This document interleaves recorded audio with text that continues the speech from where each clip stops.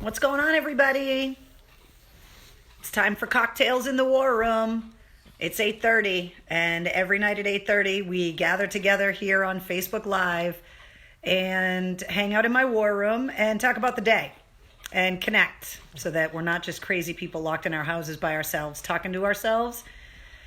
Sometimes we're joined by my co-host Wednesday the Goth Pug. Tonight is one of those nights. Say hi, Wednesday. No? You don't want to say hi? You could say hi. Maybe a little? Anything? I guess my co-host doesn't want to say much tonight, but as of right now, she's hanging out over there. I'll let you know if she feels a little froggy later. How are you guys doing? How are we feeling on this second day of April? Another month where we are locked in the house, social distancing. Wednesday, don't lick the pillow. Hey, don't lick the pillow. Anybody ever have to tell their co-host not to lick the pillow? Probably not. It's a first here at Cocktails in the War Room. I am going to start out by showing you my shirt. It is not a retro concert shirt. It is a Red Sox shirt because today would have been opening day at Fenway. And we are not at Fenway, and we have not been broadcasting live all day and day drinking and enjoying the second in the Boston Drunken Trifecta. For anybody that is watching from outside of New England, we have the trifecta. St. Patrick's Day, then a few weeks later, opening day at Fenway, and then a few weeks later, Marathon Monday. And these are the 3 days that, well, we run our liver through the gauntlet and really get ourselves into the spring and summer after a long winter. And obviously, St. Patrick's Day was canceled. Today is opening day, and there is no Fenway baseball. And obviously, we know that the marathon is postponed until September. So I thought tonight what might be fun is if we hear some of your favorite Fenway stories, because we've all got at least one drunken Fenway story. Tom wants to know, is that Wednesday from the Addams Family? Yes, that's why I named her that, like the little girl. Carrie says, my dog licks our couch pillows too. It's gross. Chris says, it's better for her to lick the pillows than to lick the windows. That is a fact, but still disgusting. And now she's just chilling. Are you just chilling, Wednesday? Hey, look at me. Everybody wants you to say hi. Something? Anything? No? Okay. So if you got a good Fenway story, maybe you met one of the players, maybe your buddy got arrested. It can even be a concert story too, because obviously over the last, 10 or 15 years or so, they've been having concerts there. So if you got a good one, put it in the comments. All right, lots going on. A lot of stuff to talk about, including the Boston Convention Center is being turned into a field hospital. It is going to have 500 beds for the homeless and 500 beds for non-COVID-19 patients. So that is happening. The Boston Marathon donated, speaking of the marathon, donated their race day ponchos to St. Vincent's Hospital as protective equipment. That's just get that in your head. The ponchos they hand out to keep you from getting wet along the marathon route are what our healthcare workers are using to protect themselves during a global pandemic. Speaking of COVID-19, there is a fundraiser at the National Bobblehead Hall of Fame. Didn't even know it was a thing, did you? They are making a Dr. Fauci bobblehead doll. And you've been watching me in the war room now for a few weeks. You know how much I love Dr. Fauci. They are making a Dr. Fauci bobblehead doll. They are trying to raise money for the 100 million mask challenge. And the National Bobblehead Hall of Fame is in Milwaukee. They are taking pre-orders right now on their online store. Am I boring you, Wednesday? Or do you just want to sit on my lap? Okay. And they are going to sell them in their online store with the proceeds going to the 100 million mask challenge, and they sell for $25. So you can go to the National Bobblehead Hall of Fame and order your Dr. Fauci bobblehead doll. Speaking of Dr. Fauci, there is a petition to name him the sexiest man alive, which may explain, you're blocking my notes, Wednesday. No. I need to be able to read this stuff. I wrote things down. Go, there you go. There's a petition to name Dr. Fauci the sexiest man alive. And not, did you hear that he also is now receiving U.S. Marshal security protection because there have been threats against him? Who the hell hates Dr. Fauci? The guy's amazing. We love him. Make him the sexiest man alive. Who the hell else are we looking at right now? There's no movies. There's no concerts. There's no sporting events. That just shows you. Maybe people will start thinking Jeff Goldblum is sexy too, besides just me. Could happen. Let's see. What else did I want to talk to you about? Oh, big story that aircraft, the Patriots private plane, just landed at Logan a couple hours ago with 1.2 million N95 masks that they picked up in China and flew to Logan to distribute in Boston to all the hospitals. And they are also sending the Patriots equipment semi down to New York City with N95 masks as well, which is pretty amazing. I hate saying formerly of the Patriots, but Tom Brady is going to partner with Phil Mickelson in a charity golf game against Peyton Manning and Tiger Woods, which is going to be a charity golf game for COVID relief. And it's going to be the only freaking sports that any of us have seen in months. And it might be the only time I've ever watched golf on television because, as many of you may heard over my years on the air at WAAF, I hate golf. I think it's stupid. I don't understand it. And all I want to do when I see a golf course is go skydiving and land on the green. Sorry. I've always had a theory that maybe because they used up so much land with golf courses, that maybe they could combine golf courses and dead golfers that wanted to be buried, and then they could have big headstones, and then it would kind of be like golf and ping pong at the same time, that like you could be at Pebble Beach, and if you wanted to be buried like on the 9th green, then your headstone becomes like the windmill at the mini golf place. I know it's kind of morbid, but could make golf a little bit more entertaining and interesting. Maybe it's just me. So I don't know exactly when that's going to air, but you'll at least be able to watch Tom Brady and Peyton Manning and Tiger Woods and Phil Mickelson play golf. Metallica has announced that they are donating $350,000 from the All Within My Hands Foundation. That is going to go, of course, towards coronavirus relief as well. There is a convenience store clerk in Maine that noticed that a lot of elderly shoppers were coming in and wanted to protect them. So this convenience store clerk in very rural northern Maine is delivering groceries and supplies to the elderly community via dog sled. Because obviously there's still a lot of snow up there. Kerrang! Magazine, for the music fans out there, has decided to suspend publication for 3 months because, well, there's no concerts right now. So it's a little bit weird. So Kerrang! Magazine is going to shut down for 3 months. SoundCloud has unveiled a $15 million plan to support artists, which is pretty awesome. Today is also World Autism Day. So if you have someone in your family that is autistic, today's the day you're supposed to turn everything blue. So we want to say hello to everybody that has a loved one with autism, and we want to make sure that we commemorate today as well. I also thought this was really cool. There's a kid named Ben Burns in Winchester that has created a program called GenLink, which is pairing teens and volunteers with senior citizens in nursing homes and setting up the technology so it's almost like they have a digital pen pal, so that they have somebody that they can talk to on Zoom or FaceTime or whatever, and it's pairing people together so that they can communicate and kind of, keep the elderly people that are in the nursing homes occupied and socialized, because obviously nobody's allowed to go in and visit them. So I thought that was really cool for a teenager. So way to go, Ben Burns in Winchester. That's awesome. Today, if it is your birthday,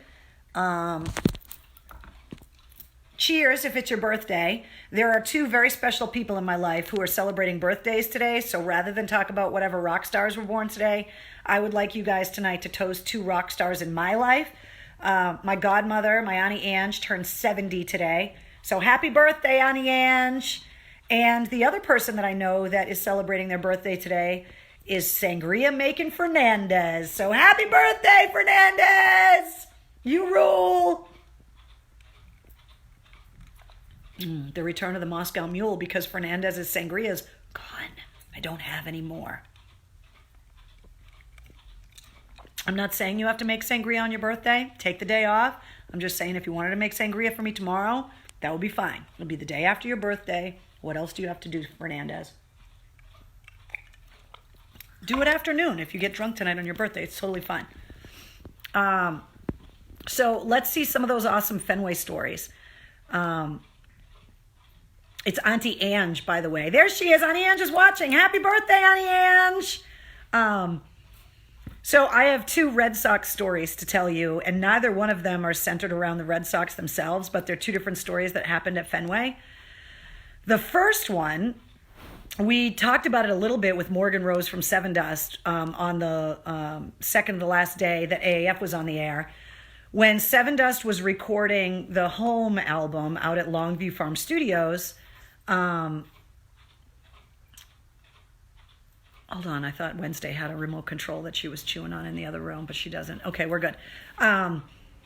Morgan, who is a devout Yankees disciple, against his better judgment, obviously, wanted to get a bunch of the Seven Dust camp and go to Fenway to go to a game. So I pulled some strings, got some tickets. We were going to take a big van out to Fenway, and I went out to Longview to pick him up. And Morgan comes downstairs in head-to-toe douchebaggery Yankee stuff. And we weren't even playing the Yankees at Fenway that day, but he just wanted everybody to know he was a Yankees fan. And I was like, dude, you really can't wear that stuff. This story is not going to be good for kids, by the way, so you may want to earmuffs. And he was like, I'm wearing it. Ugh. So the tickets that I got to the game were out in the right field bleachers with the bleacher creatures, because what could possibly go wrong bringing the guys from Seven Dust out into the bleachers at Fenway? I think it was like a Sunday afternoon game. So anyway, we go to the game, and Morgan, we're up in the bleachers, and you got to go down and then underneath the stairwell to go to get beers. And Morgan's like, I'm going to get this round or whatever. And he was walking down the stairs with a hat on backwards with the Yankees logo. And somebody from further up in the bleachers goes, hey, Yankees fan, get up here so I can F you in the A. Sorry, kids. And Morgan just turned around and looked at me, and I was like, yeah, that's what you get. That's what you get for wearing Yankees gear at Fenway, bro. That was a bad life choice. Morgan did not end up getting F'd in the A, but he got a lot of beers thrown on him, and I don't think it was exactly the welcoming experience he was hoping for. And then the other one is another devout Yankees fan. Zach Wild was in town on a day off before an Ozfest date at what is now the Xfinity Center. And it was me and Paul Marshall, Neanderpaul, that used to be on the air at AAF. And we made a bet on the air with Zach Wild that there was a Yankees-Red Sox series in town right before Ozfest. And so Zach Wild called and made us a bet and said, let's go to the game together. And whatever team wins, the loser will have to wear the winning team jersey on stage at Ozfest the next day. So we got a bunch of tickets. We gave away a prize that you could go to the game with all of us. So it was Zach, some of the guys in his band and his crew, me, Paul Marshall, and then like a winner and a guest. And we're sitting 12 rows behind home plate. And there's Zach with his Yankee shirt on and his giant chain wallet and his huge beard. He did not wear the Viking helmet, but the huge beard and the whole thing. And everybody in the expensive seats at Fenway was looking at us like we were the dregs of society. And Zach is screaming, the Red Sox suck, and everybody was, because nobody really realized who he was at this point. And people were like, who is this homeless guy with the wallet chain? And why the hell is he cheering for the Yankees? So Zach calls a couple of the hot dog guys over. You know, they carry those like steel boxes with all the steamed Fenway Franks in it. Called two of them over, said, come back when they're full. He bought all the hot dogs in two hot dog guys' things and bought everyone in the section of Fenway Frank. And then word got out down the rows that it was Ozzy Osbourne's guitar player. And next thing you know, all of the rich guys that have the money to buy these seats that we had to pull strings to get, that were sitting behind home plate, started coming up to take pictures with Zach Wilde and to thank him for the hot dogs. Long story short, the Red Sox let us down, and Paul Marshall and I had to wear Yankees jerseys to Ozfest the next day. And we have a picture of he and I with Geezer Butler wearing Yankees jerseys. And it is one of the most painful pictures for me to look at, but we had a great time. I got to find the pictures from the game. I know I have some somewhere. But the pictures, and we had to go out and we had to introduce the band in the Yankees jerseys. And if you were at that Ozfest and you saw me and Paul Marshall out on that stage, you guys booed us, which is fucked up because you know we're Red Sox fans, but you booed us anyway because we were wearing Yankee shirts and you know that we didn't want to. We lost a bet and the Red Sox let us down that day. So those are my two Fenway stories, and they both include a-hole Yankees fans. So there you go. Today I also wanted to send a little bit of love out to all of my brethren in the radio industry. Unfortunately, I know what it's like to be laid off because it really happened fast when Mike Shue and I found out that 107.3 had been sold and that we were going to have to send WAF off into the sunset. But every radio company right now is suffering because advertising is down, because there's so many businesses that are closed and people aren't driving into work and whatever.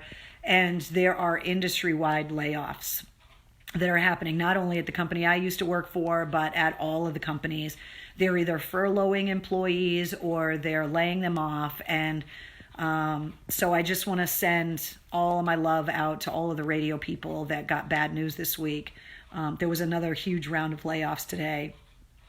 And the news said that this last week, 6 million people applied for unemployment. So for anybody that has been laid off through this, cheers to you, because I know how much it sucks. And you feel like you don't have a purpose sometimes if you don't get up and go to work. And for people especially that worked at their job for a really long time, trust me, I totally understand where you're at. So I feel really bad for everybody that is getting laid off through all of this. And I know for a lot of employers, they don't want to do it, but they have to. So to all of you guys, cheers to you. We're going to get through this together. I don't know how, but we're going to figure it out.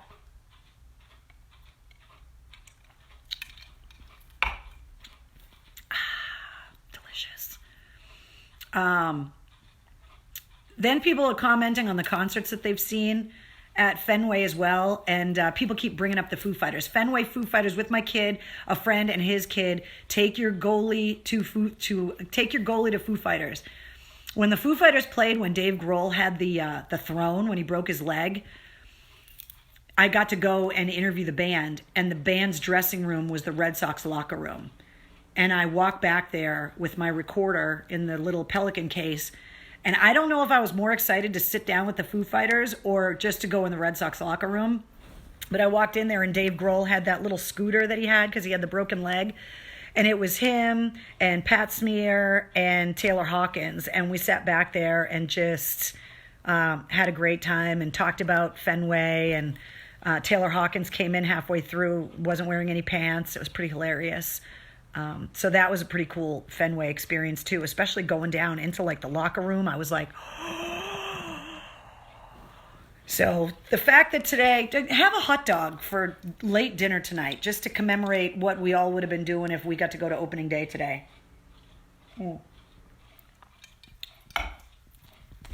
Because it's bad enough we already don't have the Bruins and the Celtics. We don't have the Red Sox now, and this just all sucks.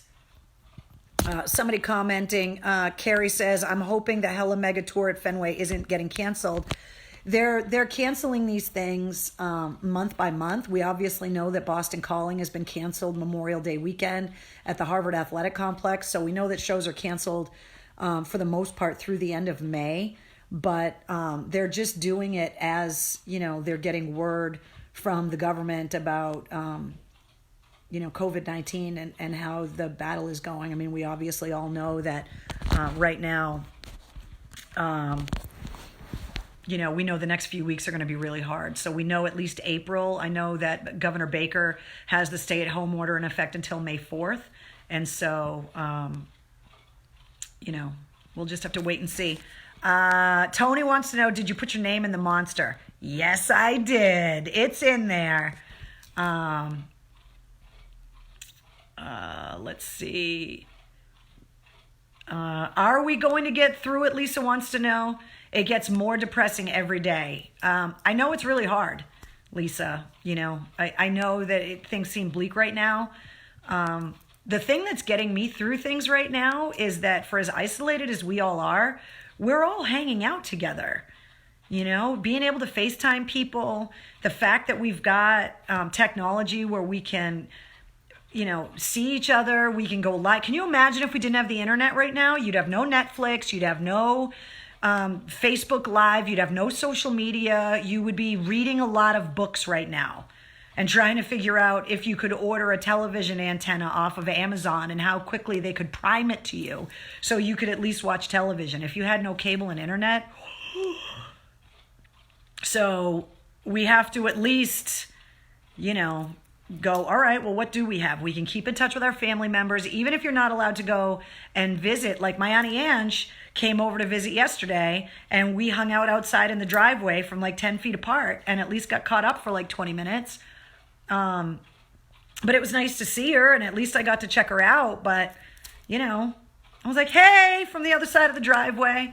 But at least we have the internet. At least we can do that. We have electricity. We all have running water. It's not like a blizzard where the power's out. We have no internet except our cell phones. It's not August and we have no air conditioning. I mean, as much as it sucks being stuck at home, at least we do have some things, that are at least helping to pass the time. I love this one. It says, we need an exorcism for 2020. We need the lady from Poltergeist to exorcise the demons. Yes, this year has been. We'd be playing Snake on our Nokia flip phone, Scott says. What's up, Scott? That's the guy that painted my motorcycle. Badass. Hey,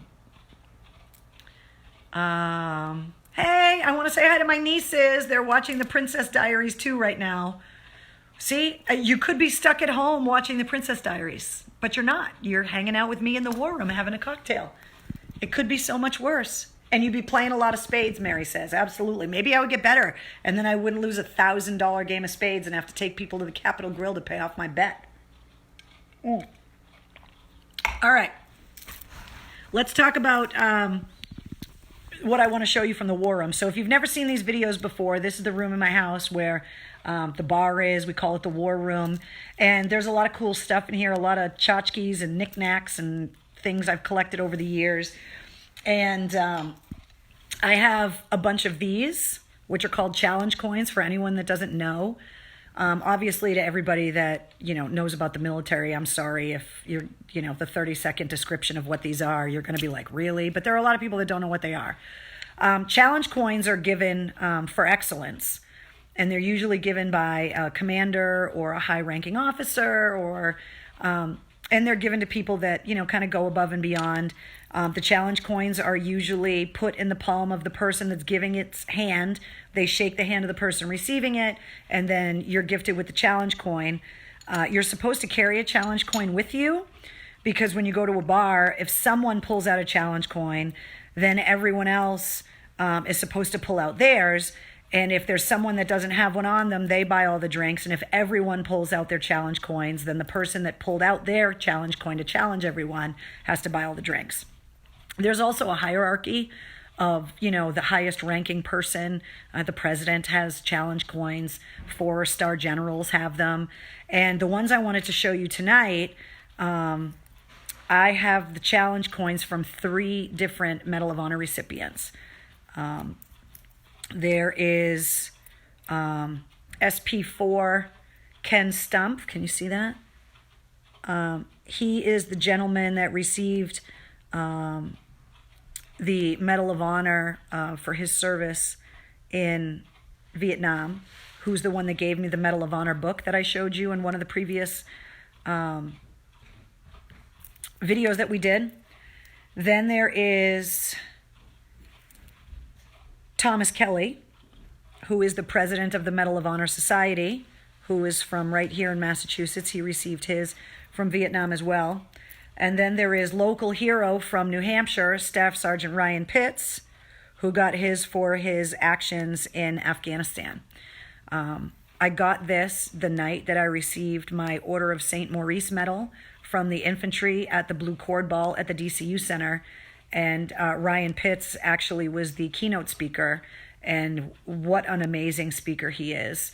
And he gave me this coin when he gave me my Order of St. Maurice as well. So I thought these challenge coins are really cool, and I have a coin rack, or a couple of them actually, with all of the different coins that I've been lucky enough to receive from some of the amazing service members that I've had a chance to meet over the years. And so I just wanted to show you these coins, and I think in the hierarchy of challenge coins, if you pull out one from a Medal of Honor recipient, it's pretty badass. So Jeff says, you have the coolest stuff in your war room. I have been lucky enough to be surrounded by a lot of amazing people that have given me some really cool stuff.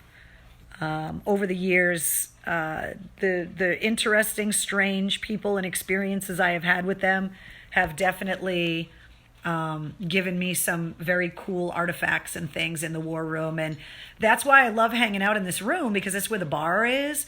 But there's all kinds of great stuff kind of hanging up on the walls. I've shown you all of the old, propaganda posters that I have framed and stuff. And but the challenge coins, I'll show you guys some more of these as we do these videos, because we obviously know we're going to be having a lot of cocktails in the war room every night at 8:30 because, well, at least until May 4th here in the Commonwealth, we know we're not going anywhere.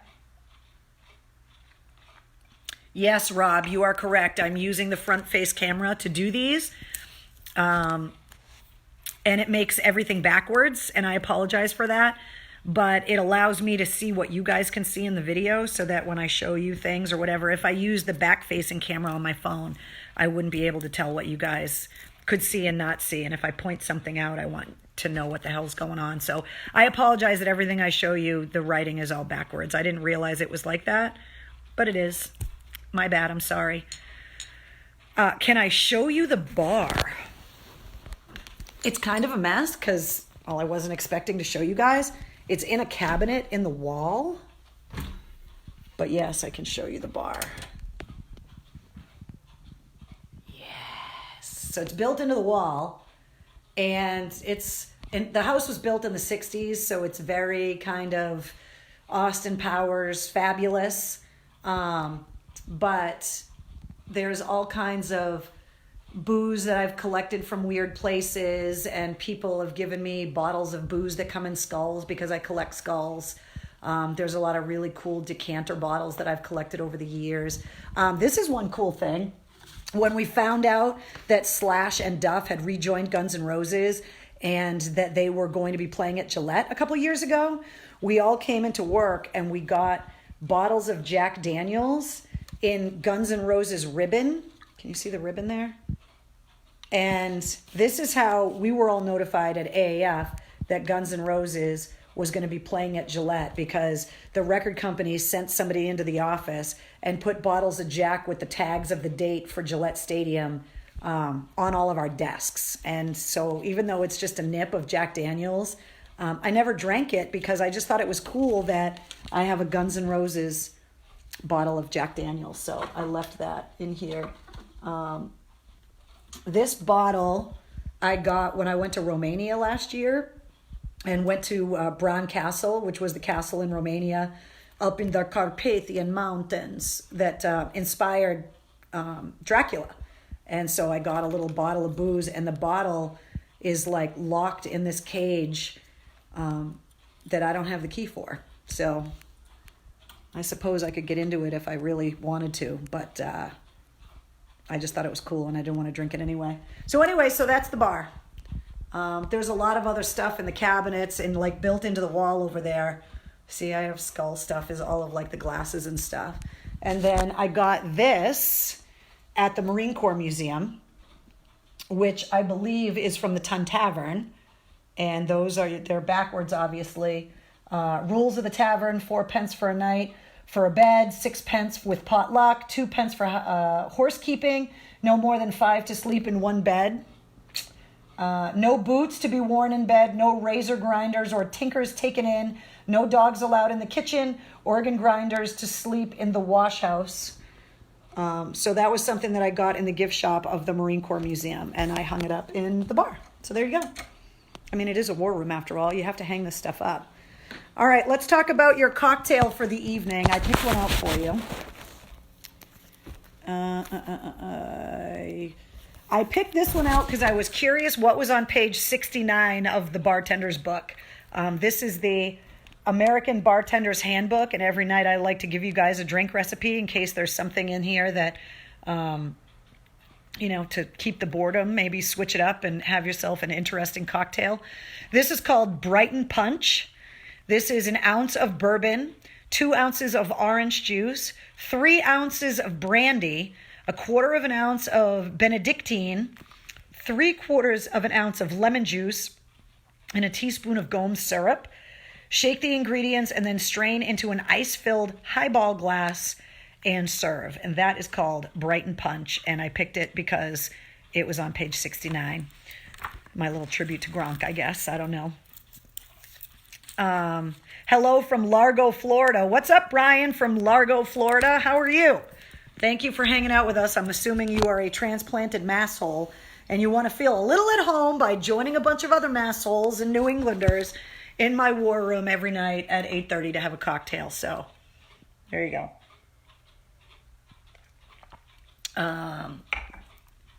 Can you say happy birthday to my husband, Kenny? We watch you every night and we love you. You got it, Jennifer. Happy birthday, Kenny. You share it with my godmother, my Auntie Ange, and with Fernandez, one of my AF to Afghanistan buddies. So you got a good birthday today. So happy birthday, Kenny.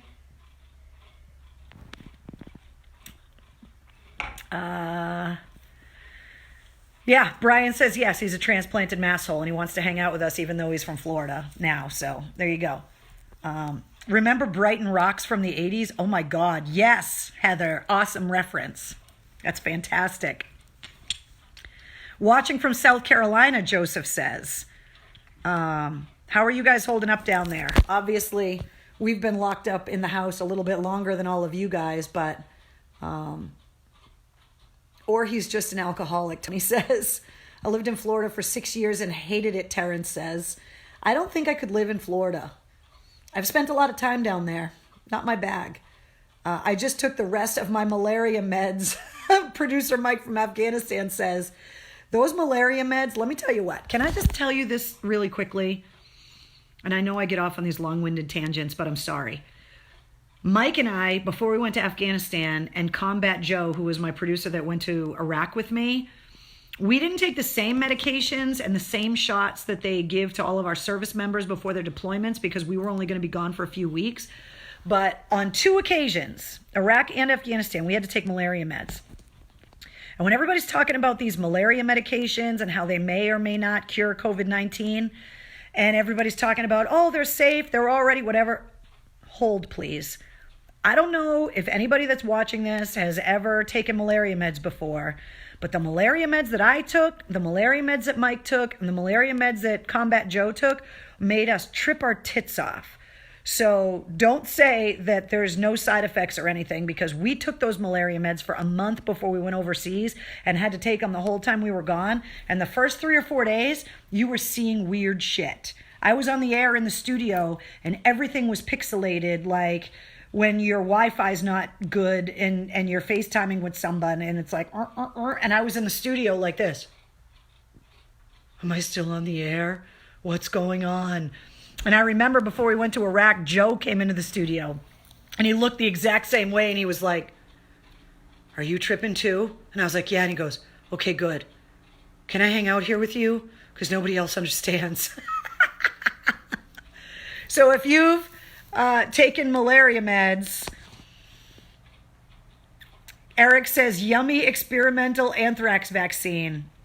Yeah, just because they're prescribed for things doesn't mean there aren't any side effects. So we could go from a bunch of people with COVID-19 to having them tripping their balls off to try and get rid of it. So I'm just warning you, that was my experience. Maybe not everybody's experience, but that was mine. Where can we get those meds? James wants to know. Melissa says that's the best story yet. It's true. It really happened. That stuff, it was like you were going like this and everything was like pixelated. And we were on these meds. We had to take them. And yes, I had no choice, Eric. That is true. The electric radio malaria med test. It's like drinking absinthe, Paula says. I have not had absinthe, although I have talked to Marilyn Manson about drinking it. And I believe... you would be correct. Stephen Wilson says, what's up, Carrie? Missing baseball tonight. That's why I'm wearing my Red Sox gear, dude. Today's supposed to be opening day. And I had a pixelation vacation, John Cook says. Wasn't Shu always on them? Mark wants to know. I don't think that's what Shu would... Oh, I'm just on malaria medication. So be careful if you end up on malaria meds because they could make you trip your balls off. Totally ready for a mandatory 7-day vacation where 4 of the days everyone is tripping balls. It would kind of be interesting, wouldn't it? If everybody's just wandering around like, are you tripping too? Are you tripping too? Now, I don't know if it's... Paula says, I saw leprechauns on the absinthe. I saw an episode of SVU that said the crazy effects. Yeah, it's not... I'm not joking, Kenny. This stuff is real. Oh, lovely, Krista says, now I hope I get the virus and I have a midline brain defect and I can't even drink without the strange side effects, she says. Green fairies, Tony says. You had to take them. You could have stayed home. You get invited by the U.S. military to go overseas and visit our troops and you think I was going to turn that trip down? Hell no. I took the malaria meds. Damn it. That's what you do. Mike and Becky, this is a great time tonight with you. Thank you guys for hanging out with me every night. We're in here. Emily says Wednesday the goth pug is so cute. She had energy for about 5 minutes and now she is holding her favorite in her teeth that she showed you the other night and she is napping. So there you go. Sorry, she's not here to say bye. So that's it. Those are our cocktails in the war room. Oh, one more thing. To my friend Lisa, you left these on my doorstep because you knew I love Pringles, and you are an evil woman. Have you had these yet? These Pickle Rick pickle flavored Pringles? Try and say that 3 times fast after you've been drinking a cocktail in the war room. Pickle flavored Pringles. They taste like fried pickles. They are absolutely ridiculous, and I only have 1 can of them, so I've been like rationing them. They're so good. I never had them before. All right, everybody, one more time. Say happy birthday to my Auntie Ange. Happy birthday to Fernandez. I love you guys. Keep your head up. Way to go to the Kraft family for bringing all of those masks to Boston, for taking care of all of our healthcare workers that need our support. Whatever we can do to help you guys, you know we're going to be there for you. And for anybody that's feeling sad or lonely, you are not alone. You may be alone in your house or your apartment, but we are all here waiting for you every night at 8:30. This is our little support group. Come and talk about anything, laugh at each other, bust each other's balls. But at the end of the day, we are all here for each other, and we're going to get through this. We got to stay positive. We got to do everything we can to try and be helpful, do the small things that will help make someone's day better. And we just got to stay positive. The biggest thing is to stay positive. Don't get depressed. Don't get sad. This is all going to end. We don't know exactly when, but when you feel yourself getting sad, You have to think about the amazing people that are out there fighting for us that are sad and scared too. And even though they're sad and scared, they are kissing their family goodbye and they are going to work to protect the rest of us and to care for the sick. And so it's our duty to stay positive for them, because we have to have faith in them that they are doing a good job and to know that they're doing it for us.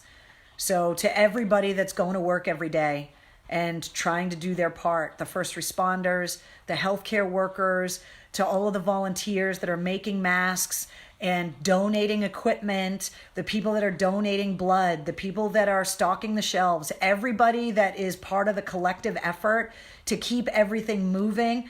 All of the people that normally we would not be singing the praises of, but the people that are processing everyone's unemployment requests right now. These people are working harder than they've probably ever worked in their life, but they're the lifeline for people that have just been laid off. So to everybody that's out there working, we love you guys. Keep it up. And know that we're all behind you guys. So I love you guys. Stay positive. I will see you tomorrow night. Cheers. Tomorrow night, 8:30. Be right back here. Bring